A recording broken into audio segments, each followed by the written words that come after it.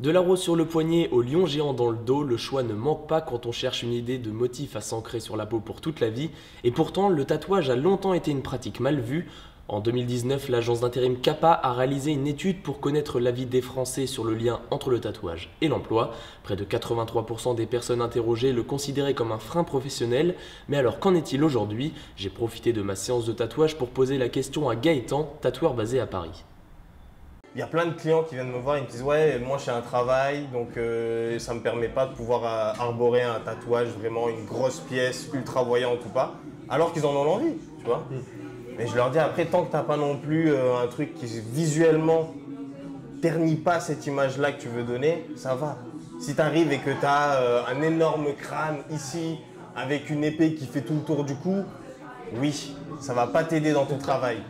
Mais tu vois, ton tatou, je pense pas qu'il y ait quelqu'un qui va te dire mec, non, ça va pas être possible ton tatouage, tu vois. Ok. Donc ça évolue petit à petit, mais on n'est pas encore à 100% du process. Aujourd'hui, les chiffres donnent raison à Gaëtan, un Français sur 5 est tatoué, soit près de 20% de la population.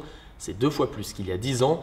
D'une vingtaine de salons de tatouage dans les années 80, on en compte plus de 5000 actuellement. Alors est-ce un effet de mode ou bien l'essor d'une pratique en pleine expansion? Seul le temps pourra répondre à la question.